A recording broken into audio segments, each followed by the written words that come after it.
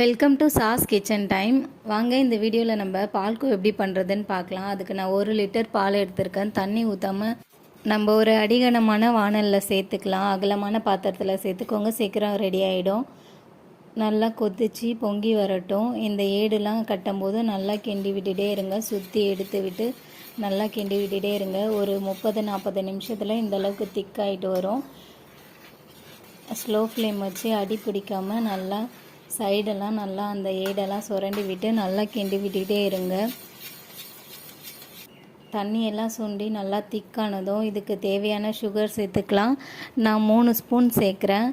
நீங்கள் உங்களுக்கு ஸ்வீட்டுக்கு தகுந்த மாதிரி சேர்த்துக்கோங்க. ரொம்ப அதிகமாக சேர்த்தா திகட்டும், அதனால் 3 ஸ்பூன் கரெக்டாகவே இருக்கும். கூடவே வாசனைக்கு கொஞ்சமாக ஏலக்காயும் கொஞ்சமாக நெய்யும் சேர்த்துக்கிறேன்.